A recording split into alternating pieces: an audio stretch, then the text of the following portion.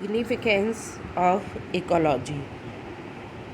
Ecology या पारिस्थितिकी का महत्व क्या है, इसके बारे में हम जानेंगे।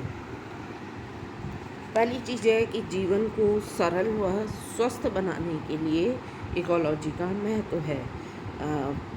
जीवन को सरल बनाने के लिए पारिस्थितिकी का पूरा ज्ञान यानी कि इकोलॉजी का पूरा ज्ञान होना आवश्यक है, जिसमें वातावरण के विभिन्न घटक यानी कि वेरियस कंपोनेंट से उचित तालमेल बिठा के अपनी दैनिक जैविक क्रियाओं का सही संचालन कर सकें।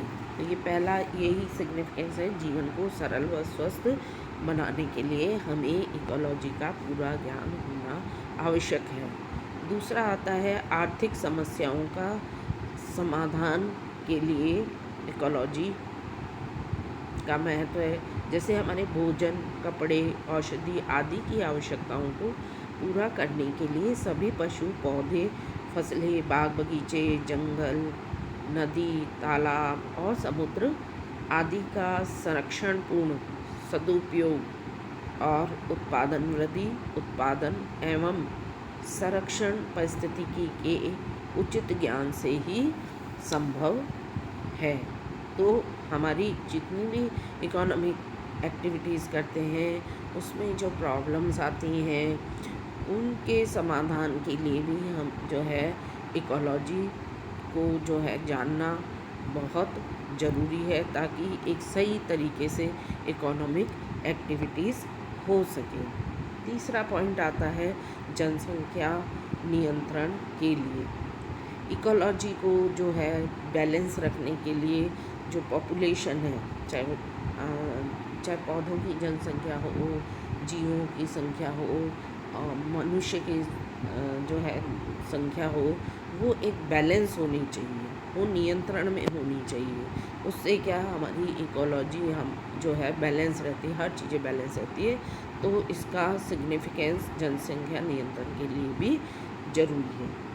चौथा आता है पर्यावरण प्रदूषण एवं उनके निवारण हेतु, क्योंकि हम देखते हैं कि वर्तमान में जो है कृषि जगत में अनेक जो है कीटनाशक, इंसेक्टिसाइड, कवकनाशक, फंगीसाइड्स और खरपतवार नाशक जैसे जो है रसायनों का अंधाधुंध जो है प्रयोग होता रहता है, और इससे पर्यावरण को जो है बहुत नुकसान होता है और उसके कारण जो है प्राणघातक रोग उत्पन्न होते जा रहे हैं। तो प्रतिजैविक दवाइयों की समस्या भी गंभीर है।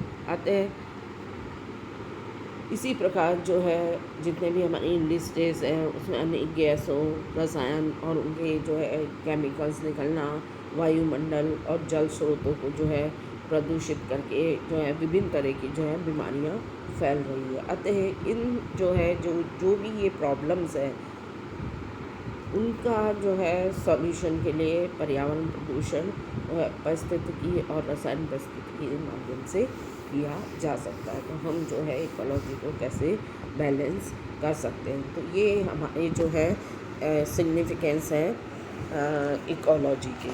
अब आता है स्कोप ऑफ इकोलॉजी। इकोलॉजी के जो है स्कोप क्या क्या हैं, क्योंकि जो मनुष्य भी जो है एक एनिमल की तरह जो इकोलॉजी का एक भाग है, और उसकी भी जो है कई प्रकार की प्रॉब्लम्स हो सकती है। वो सब जो है हमारे जो है आवाज़ से जुड़े रहते हैं। जैसे कि हम एग्जांपल दे सकते हैं कि अन्न को उत्पन्न करना, हमारा जो है फिशिंग का काम होना, पोल्ट्री फार्म जो है हमारा व्यवसाय होना, लकड़ी, वन्य प्राणियों का संरक्षण आदि। अतः इन समस्याओं में निदान के लिए इन समस्याओं को जो है दूर हम पारिस्थितिकी के अंतर्गत करते हैं। तो हम आज के समय में इकोलॉजी एक विज्ञान के रूप में जाना जाता है, क्योंकि इस विज्ञान का भौतिकी एवं वातावरण से अति घनिष्ठ संबंध होने के कारण जो है जीव विज्ञान की विभिन्न शाखाओं जैसे कि morphology, physiology, genetics, evolution, molecular embryology आदि, इसके अलावा जो है रसायन विज्ञान, भौतिक विज्ञान, खगोल विज्ञान, आदि से जो है इकोलॉजी का सभी से घनिष्ठ संबंध है। अतः इकोलॉजी का जो है हम अलग अलग एंगल से जो है अध्ययन विज्ञान की विभिन्न शाखाओं के लिए जो है हेल्पफुल होता है। तो इसके जो अध्ययन के क्षेत्र हैं या कार्य क्षेत्र है वो निम्न है।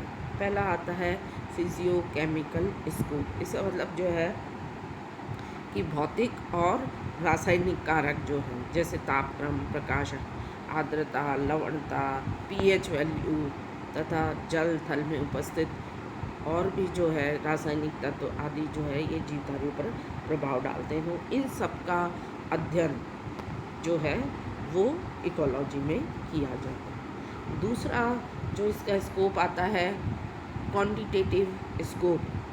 इस क्षेत्र में क्वांटिटेटिव, क्योंकि क्वांटिटेटिव का मतलब है मात्रात्मक, संख्यात्मक, यानी किसकी, जीवों की, पौधों की, मनुष्य की, जितने भी जीव हैं तो वो एक लार्ज स्केल पर जो है उपस्थित है।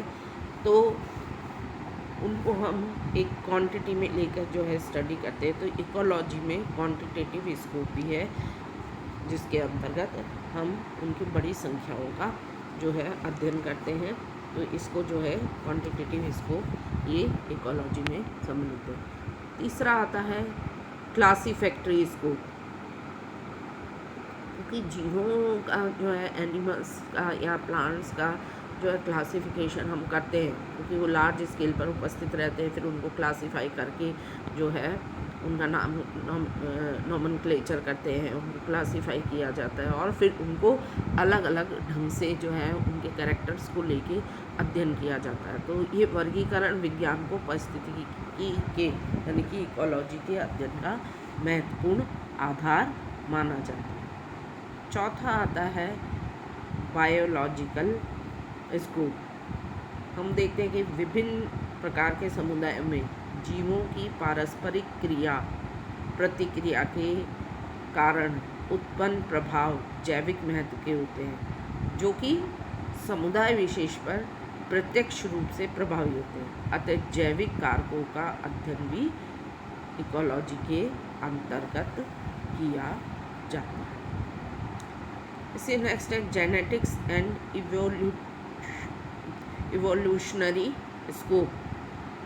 कि हम देखते हैं, हम जानते हैं इस धरती पर जो है जीवों के द्वारा समान रूपी संतान उत्पन्न होती है और संतान में पैतृक लक्षण जो है समान रूप से स्थानांतरित होते हैं, जिसको कि आनुवंशिकता या पैतृकता कहा जाता है। तो जीवधारियों में वातावरण से प्रभावित होकर और स्वयं को रूपांतरित करने की क्षमता होती है और नवीन प्रजाति एवं जातियों की उत्पत्ति का मुख्य कारक जीवधारियों की वातावरण के प्रति अनुकूल होने की स्वाभाविक प्रवृत्ति भी होती है। तो अनुकूलतम परिवर्तन के लिए जीवों के आकार, प्रकार, लक्षण, स्वभाव तथा कार्य क्षेत्र में भी थोड़े थोड़े जो है परिवर्तन आते हैं और ये परिवर्तन धीरे धीरे जो क्या होते हैं उस जाति में जो है स्थायी हो जाते हैं और नई पीढ़ियाँ पुरानी पीढ़ियों से कुछ भिन्नता लिए होती है। अतः प्रकृति द्वारा इस प्रकार की अनुकूलतम परिवर्तन को स्थायित्व देना और प्राकृतिक चयन कहलाता है। अतः इसलिए जीवन संघर्ष में जो जीवधारी प्रभावी या बलवान होते हैं वे ही जीवित रहते हैं, अप्रभावी नष्ट हो जाते। अतः पारिस्थितिकी का आनुवंशिकता व उद्विकास का से जो है निकट संबंध है। तो इसके अंतर्गत जो है इकोलॉजी में जेनेटिक एंड इवोल्यूशनरी स्कोप की महत्ता है। अदर फैक्टर्स भी जो है पॉसिबल फैक्टर्स हो सकते हैं, जैसे कि पारिस्थितिकी कारकों के विश्लेषण में भौतिकी, रसायन शास्त्र, भूगर्भ शास्त्र, मौसम विज्ञान आदि का ज्ञान भी जरूरी होता है इकोलॉजी में। जैसे कि मृदा विज्ञान, भूगोल, जीवाश्म विज्ञान, सांख्यिकी, गणित, मानव विज्ञान, समाज विज्ञान, अर्थशास्त्र आदि का भी जो है इकोलॉजी में महत्व है। ह्यूमन इकोलॉजी के अध्ययन क्षेत्र में अध्ययन की साम्यता को हम नकार नहीं सकते। यथार्थ में पारिस्थितिकी एक अंतर अनुशासनात्मक संश्लिष्ट विज्ञान इंटरडिसिप्लिनरी सिंथेटिक साइंस है। वह इसके क्षेत्र की सीमा निर्धारण नहीं किया जा सकता। इसका क्षेत्र जो है हम कह सकते हैं इन सब अध्ययन से कि वो बहुत व्यापक है और असीमित है। Thank you.